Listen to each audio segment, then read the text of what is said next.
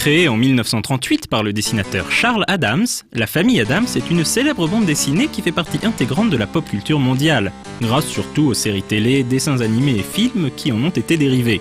Sans oublier bien sûr quelques jeux vidéo qui ont en commun de faire le plus souvent honneur aux matériaux d'origine. Tananana.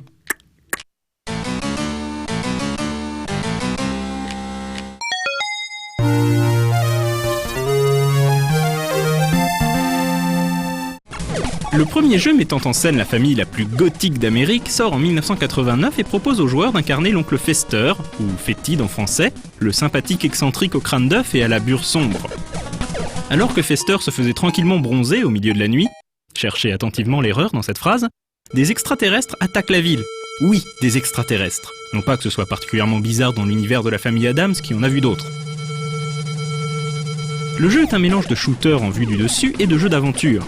Fester doit explorer la ville afin de trouver les clés et autres objets qui lui permettront de progresser, tout en blastant la vermine alien à l'aide de son vieux tromblon.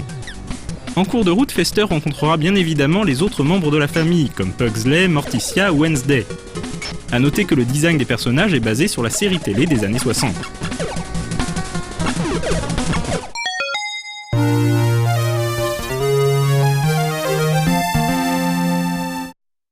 Développé sous licence du film de Barry Sonnenfeld, sorti quelques mois plus tôt, The Addams Family est peut-être l'adaptation la plus célèbre de la famille en jeu vidéo. Dans ce jeu de plateforme très inspiré des aventures de Super Mario, on incarne Gomez Addams, le flamboyant patriarche de la famille. Gomez doit retrouver les différents membres de la famille kidnappés par des méchants qui en ont après la fortune familiale. Ce qui distingue The Addams Family de la plupart des autres clones de Mario, c'est sa structure non linéaire qu'on pourrait presque rapprocher de celle d'un Metroid. Les différents environnements du jeu sont interconnectés et le joueur est libre d'explorer le sinistre manoir Addams et ses environs dans l'ordre de son choix. Au cours de sa quête, Gomez pourra ramasser des items qui lui donneront de nouveaux pouvoirs, comme une casquette hélicoptère ou sa fidèle rapière qu'il perdra toutefois dès qu'il se fait toucher par un ennemi. Très fun à jouer, The Addams Family séduisait surtout par son ambiance morbide et sa musique très réussie. Si la partie aventure et exploration du jeu était très amusante, la partie plateforme-action était parfois frustrante en raison d'une détection des collisions pas toujours bien réglée, qui rendait le jeu parfois ardu, surtout que Gomez n'avait que 3 malheureux points de vie. Heureusement, on trouvait facilement des vies supplémentaires et le jeu proposait également un système de mots de passe pour éviter d'avoir à tout reprendre à zéro.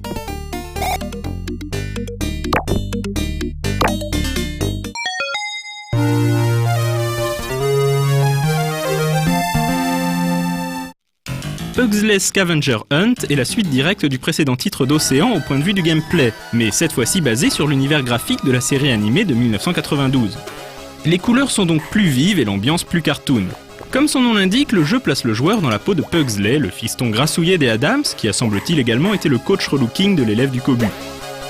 Pugsley doit triompher d'une chasse au trésor organisée par sa sœur Wednesday en trouvant un objet appartenant à chacun des membres de la famille, prétexte à explorer le manoir dans ses moindres recoins. Plus axé sur la plateforme et moins sur l'aventure, Pugsley Scavenger Hunt n'a hélas plus l'ambiance prenante et macabre de l'épisode précédent, dont il remixe pourtant la musique. Il n'en reste pas moins un très bon jeu de plateforme dans la lignée des autres grands succès d'Océan dans le domaine.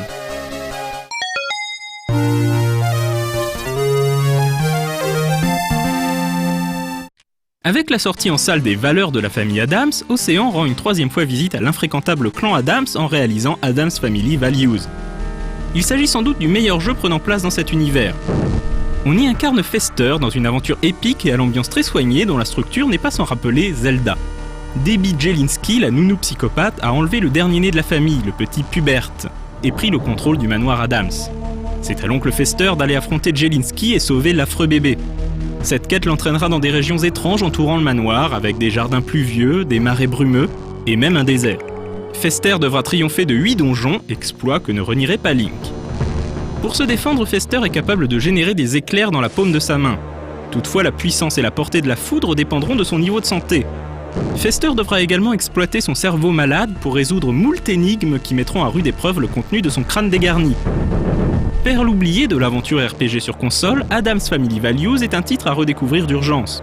Les graphismes sont un peu ternes mais ont néanmoins un certain charme grâce à une direction artistique maîtrisée. Quant à la musique, elle se révèle étonnamment oppressante.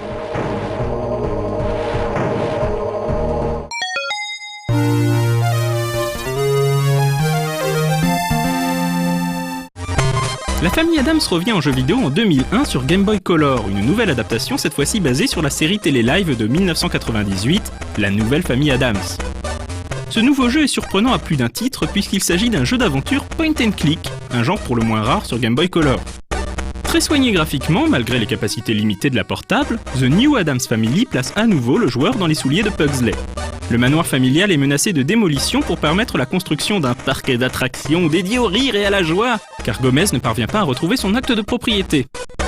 Seul Pugsley peut sauver la situation et empêcher ce crime contre l'humanité d'être perpétré. Pour cela, il devra déambuler dans les couloirs du manoir, parler aux membres de la famille et résoudre diverses énigmes. Bref, ce petit jeu d'aventure sans prétention arriverait presque à faire oublier la série télé dont il est adapté, qui faisait, il faut bien l'avouer, un peu honte à cette glorieuse saga.